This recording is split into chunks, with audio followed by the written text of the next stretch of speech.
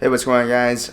So Jeremy, Eric, and I arrived in Kansas City last night, and I'm sure you guys know that we're planning on throwing an event where we're getting locals to come out and try some, Central Texas style barbecues. But in preparation, one thing that we wanted to do is we wanted to go check out some local barbecue spots and also invite them to come to the event as well. Even though this event is going to be, kind of tagged as and titled as, Kansas City versus Texas style barbecue, but that's really just to get people to come and show up. We're going to be going to some of these places that I'm actually really excited to go to. A couple of places that we're going to I've heard about for a very long time, growing up in Chicago, being in the Midwest, and hearing like a lot of great things about them. So for me, especially being so kind of ingrained in like Texas style barbecue, just to get something a little bit different is going to be really refreshing, and I'm just super excited to see how other people cook.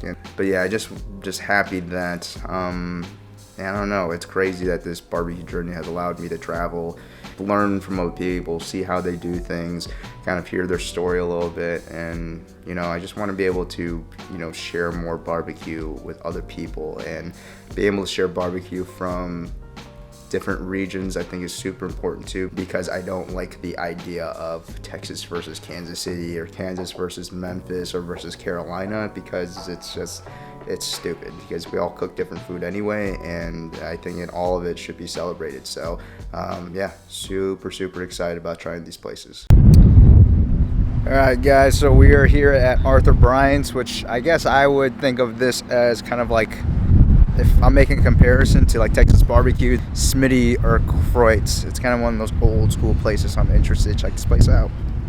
Bryants is one of those places that, again, I've heard about for so long, and I've been wanting to check this place out. It's one of those restaurants that didn't really change with the times, but still maintains its place within the barbecue world. Just the aesthetic of the place is exactly what I was hoping for and looking for.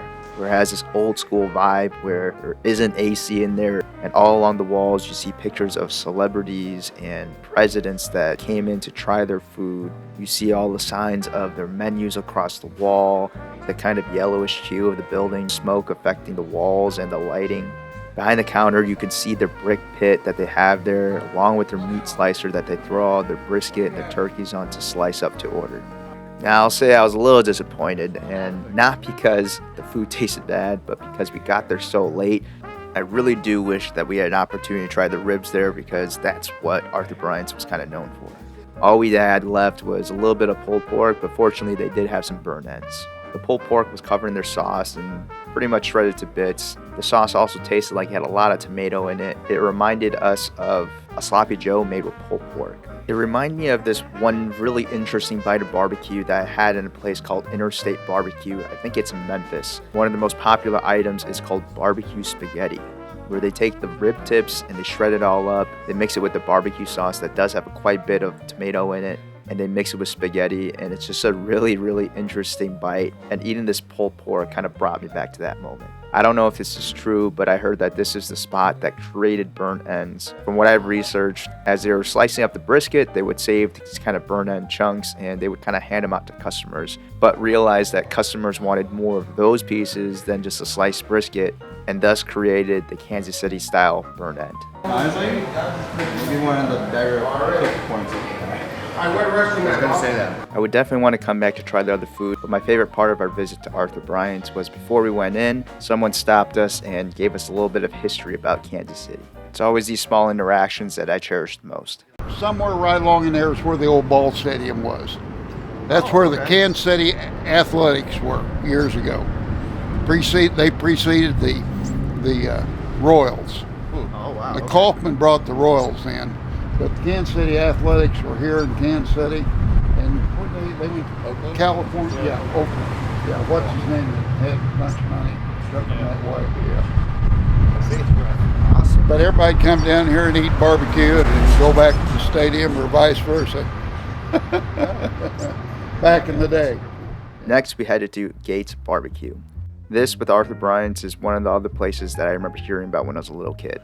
They have a long, rich history of being part of the barbecue scene in Kansas City, and now with having multiple locations, I have no idea if the location that we went to is the original one, but I was really happy that we were able to find a location. Gates has a much different vibe than Arthur Bryant's. They have people there greeting you at the door, while the process of ordering food is very similar to Arthur Bryant's, but the environment of the dining room is much different. Kind of has a feel of like a diner with the booth seating and the dim lights. In terms of the menu, there seems to be a little bit more variety in the menu. There's a couple of different cuts, and also the one thing that I have never seen before is being offered long or short ends of ribs. Figure that being in the Midwest, I would have at least seen it or heard of it once or twice before, but this is the very first time I've ever seen it.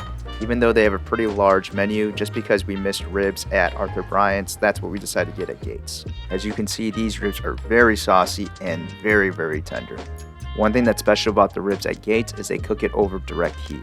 You can definitely tell a different level of smokiness to it, almost as if it's grilled, but the sauce has a very unique flavor to it, definitely a lot of spices, and from at least the ones that we had, quite a bit of vinegar too. I was expecting it to be a lot sweeter, but I couldn't really quite put my finger on what ingredients were in the sauce. Alright, now the place that I was most excited to check out on this trip was Joe's KC, I think formerly known as Oklahoma Joe's. When I heard that there's a barbecue restaurant inside of a gas station, it just made me laugh. And when I think about the kind of environment of a place like Arthur Bryant's or Gates, you kind of think of like history. You think about the origins of how Kansas City barbecue might have started. But when you come to a place like this where you're talking about a spot that serves some of the best barbecue in Kansas City and it's inside of a gas station, you know you're in for a treat. And when I walked into this space, it feels like a very modernized barbecue restaurant like we're used to seeing all over the country today. But if you guys have heard of this restaurant, you probably also heard about a very specific menu item.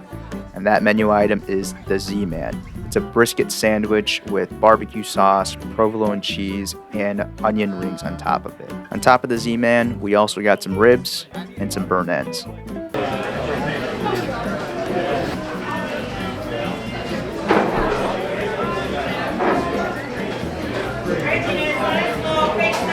I like it. It's a good sandwich. It's not like what I think of when I think of barbecue, but really tasty sandwich. This is what I think about when you get a barbecue sandwich at a place like an Applebee's, a Chili's, and a TGI Fridays, but good.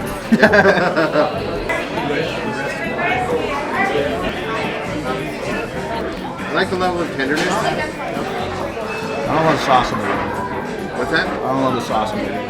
Oh, we're about to get thrown out of here, man. Don't let him hear you. Not that I don't like the sauce, but too much. Vatican? We gotta do an order. Joe Arthur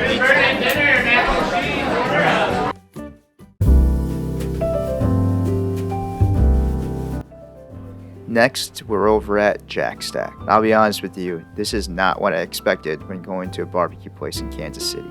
We got a plate that comes with brisket, ribs, and sausage, and a little bit of pulled pork. I was pretty barbecued out, so I got a little bit of shrimp. Jeremy got some salmon.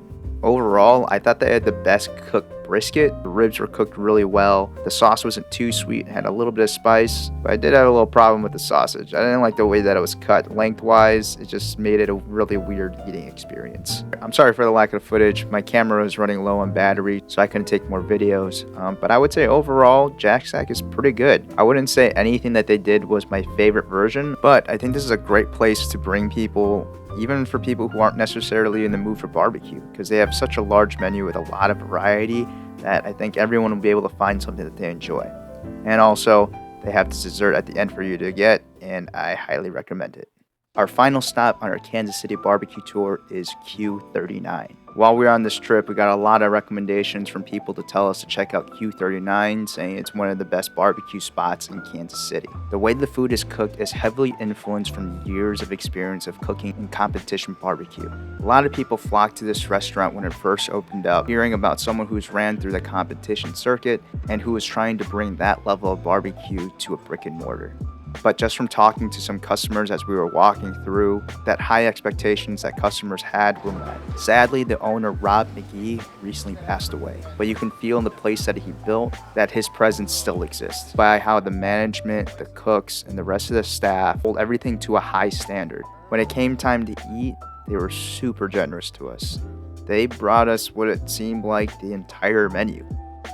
They brought us the brisket, the burnt ends, the chicken, their wings, the ribs, and they had a ginormous flight of sides for us to try, and then also another flight of their barbecue sauces. So out of the entire menu, I just have a couple favorites. Anything that has to do with chicken is great here. Their wings are fantastic. They're a little spicy, a little sweet. Their chicken that they do is smoked and then also kissed on the grill afterwards, which adds another great layer of flavor. And also their ribs. The ribs don't look super glazed or anything like that. They had the right level of tenderness to them, just sweet enough but not overly sweet. They also have a sandwich called a Mr. Burns that you guys saw me eat during that. And I think that's their answer to the Z-Man. But instead of sliced brisket, they put on burnt ends. And they use a different type of cheese. So one thing that you guys might have noticed is that I was critiquing a lot harder on these newer places than the old school places. And that was done intentionally. I figured that these newer places would be better in terms of flavor than the older places. But I think that's because the older places aren't really trying to change or cater to a newer generation. Places are institutions for a reason, and they should stay unchanged because they have a place in history, and it's a place to remind ourselves of how certain traditions began. And for newer places, newer cooks, I think it's for us to take those older traditions and to modernize them in a way where it's still respectful to the people who came before us. But I think it's also important for us to improve on it so that we can continue to push the culture forward. So after this trip, do I think that Kansas City barbecue is better than Texas barbecue? No, I don't think so. And if anything, I think this trip just reminded me why I decided to go all in on Texas barbecue instead of sticking to barbecue that is traditionally cooked around me. And obviously, I'm making this conclusion based off of 5 locations that, are a mix of tradition and kind of the new school of Kansas City style barbecue.